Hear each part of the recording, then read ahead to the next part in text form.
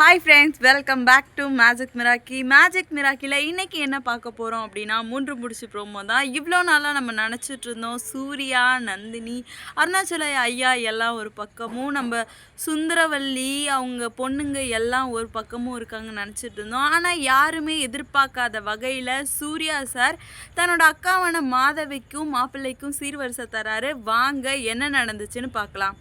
ஆக்சுவலாக சூர்யா சாரும் நந்தினியும் விஜி, அதாவது விவேக்கோட ஒய்ஃபான விஜிக்கு சீர்வரிசை கொடுத்துட்டு வந்தாங்க. தீபாவளி நேரத்தில் அதுவும் ரொம்பவே ஹாப்பியாக சந்தோஷமாக சீர்வரிசை கொடுத்துட்டு வந்தாங்க. கொடுத்துட்டு வர வழியில் துணி, பழம் எல்லாம் நிறைய வாங்கி எடுத்துகிட்டு வந்தாங்க. எதுக்காக அப்படின்னா, அவங்களுக்காக அப்படின்னு தான் சூர்யா சார் நினச்சிட்டு இருந்தாங்க. ஒரு வழியாக துணி, பழம் எல்லாம் எடுத்துகிட்டு வீட்டுக்கு வந்ததுக்கப்புறம் சுந்தரவல்லியை வெறுப்பேற்றுறதுக்கு வேண்டிய சூர்யா சார் நிறைய சொன்னார். இந்த மாதிரி நாங்கள் கோயிலுக்கு போனோம், கோயிலுக்கு போன இடத்துல இன்றைக்கி கடவுளுக்கு ஏதோ கல்யாணம் நாளாமே, எங்களுக்கும் கல்யாணம் பண்ணால் நல்லதே நடக்கணும், மாலையெல்லாம் மாற்றினாங்க. ரொம்பவே அற்புதமாக இருந்துச்சு, ரொம்பவே சந்தோஷமாக இருந்துச்சு. இந்த பக்கம் சொல்ல சொல்ல சூர்யா சார் அந்த பக்கம் இருந்த மாதவி, சுந்தரவல்லி, அப்புறம் மாப்பிள்ளை எல்லாருக்கும் ரொம்பவே வெறுப்பாயிட்டே இருக்குது. அதுக்கப்புறம் நாங்கள் சூர்யா சார் சொல்கிறாரு, நாங்கள் ரொம்பவே ஹாப்பியாக சந்தோஷமாக ஊரில் சுற்றிட்டு வரோம் அப்படின்ற மாதிரி சொன்னாங்க. சூப்பராக வரவேற்றாங்க அப்படின்ற மாதிரி சொல்லிகிட்டு இருக்கும்போது அந்த பக்கம் எல்லோரும் வெறுப்பேற்றிட்டு இருந்தாங்க. அப்போ மாதவி இந்த மாதிரி சொல்லிகிட்டு இருக்காங்க, எங்களை பட்டினி போட்டுட்டு இந்த நேரத்தில் இந்த நந்தினி போய் சுற்றிட்டு வரா பாரு அப்படின்ற மாதிரி பேசிகிட்டு இருக்காங்க. சுந்தரவல்லி செம்மையாக காண்டாயிட்டாங்க. கொஞ்ச நேரத்தில் சூர்யா சாரும் சுந்தரவல்லியும் வீட்டுக்குள்ளே போயிட்டாங்க. நந்தினியும் சூர்யா சாரும் உள்ளே போய் டிஸ்கஸ் பண்ணிட்டு இருக்காங்க. சூர்யா சாருக்கு தெரியாது நந்தினி இந்த மாதிரி இந்த பழம், நகை இதெல்லாம் வந்துட்டு நம்ம மாதவிக்கு சீர்வரிசையாக கொடுக்கணும் அப்படின்றதுக்காக தான் வாங்கிட்டு வராங்கன்னு. நந்தினி வந்துட்டு சூர்யா சார்ட்ட சொல்கிறாங்க, இந்த மாதிரி நீங்கள் எல்லாத்தையும் போய் நீங்கள் உங்கள் அக்காவுக்கும் மாப்பிள்ளைக்கும் கொடுக்கணும் அப்படின்ற மாதிரி சொல்கிறாங்க. நான் எதுக்கு கொடுக்கணும், நான்லாம் மாட்டேன், அவங்க தான் நான் இப்படி இருக்கிறதுக்கு, நான் குடிச்சிட்டு இருக்கிறதுக்கு காரணமே அவங்க தான், அவங்களுக்கு போய் என்ன செய்யின்னு சொல்கிறியே, உனக்கு என்னாச்சு நந்தினின்ற மாதிரி கேட்கும்போது, அதெல்லாம் தெரியாது சார், நீங்கள் செய்ய வேண்டிய கடமையை செய்யணும், அதான் டேடி செஞ்சாரே அப்படின்ற மாதிரி சூர்யா சார் சொல்ல, இல்லை நந்தினி, இது உன்னோட கடமை, நீ செஞ்சு தான் ஆகணும் அப்படின்ற மாதிரி சூர்யா சார் நந்தினிக்கிட்ட சொல்கிறாங்க. நந்தினி வந்துட்டு சூர்யா சாரை பார்த்து, சார் நீங்கள் கண்டிப்பாக இதை பண்ணி தான் ஆகணும் அப்படின்ற மாதிரி சொல்ல, சூர்யா சாருக்கு ஒன்றுமே புரியலை. நான் எதுக்காக செய்யணும், நான் செய்ய மாட்டேன், அவங்களாம் நல்லவங்களே கிடையாது, கண்டிப்பாக என்னால் செய்யவே முடியாது அப்படின்ற மாதிரி சொல்லிகிட்டு இருக்கும்போது, இல்லை சார் எனக்காக இந்த ஒரு தடவை கொடுங்க அப்படின்ற மாதிரி சீர்வரிசை எடுத்துகிட்டு போயிட்டு கொடுக்க போகிறாங்க. ஹாலில் வந்துட்டு ஆக்சுவலாக மாதவியோட தங்கச்சி, மாப்பிள்ளை எல்லாருமே நின்றுட்டு இருந்தாங்க. அப்போ அருணாச்சல ஐயா கூட இருந்தாங்க. 2 பேரும் ஒன்றா சேர்ந்து நில்லுங்க அப்படின்னு சூர்யா சார் வந்துட்டு தன்னோட அக்காவையும் மாமாக்கிட்டையும் சொல்லும்போது, ஏன்டா அப்படின்ற மாதிரி கேட்கும்போது, நில்லுங்க அப்படின்ற மாதிரி சொல்கிறாங்க. அந்த நேரத்தில் நம்ம அருணாச்சல ஐயா, என்னடா ஆச்சு, இல்லை டேடி நாங்கள் சீர் கொடுக்க போகிறோம் அப்படின்ற மாதிரி சொல்லும்போது, சீர் கொடுக்க போகிறீங்களா, கண்டிப்பாக இது நந்தினியோட ஐடியாவாக தான் இருக்கும், ஆமாம் தானே அப்படின்னு கேட்குறாங்க. ஆமாம் டாடி, இது நந்தினியோட ஐடியா தான், என் மருமக வந்து தான் எல்லாரையும் ஒன்றாக இணைக்கிறா, அவளுக்கு தான் ரொம்பவே அக்கறை இருக்குது அப்படின்ற மாதிரி நம்ம அருணாச்சல ஐயா சொல்கிறாங்க. ஆமாம் டாடி, இவ்வளோ நாளாக நான் வருஷம் கொடுக்கல, இந்த வருஷம் நந்தினி சொன்னதுனால நான் கொடுக்கலான் இருக்கேன் அப்படின்ற மாதிரி சொல்கிறாங்க. அந்த நேரத்தில் சூர்யா சார் என்ன சொல்கிறாரு அப்படின்னா,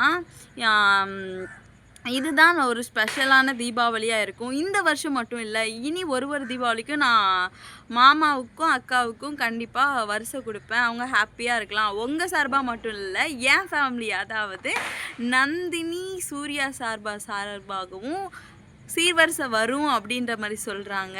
அப்படியா, அவங்க 2 பேரும் ஆக்சுவலாக கோவம்லாம் பல்ல சந்தோஷப்பட்டுட்டு இருக்காங்க.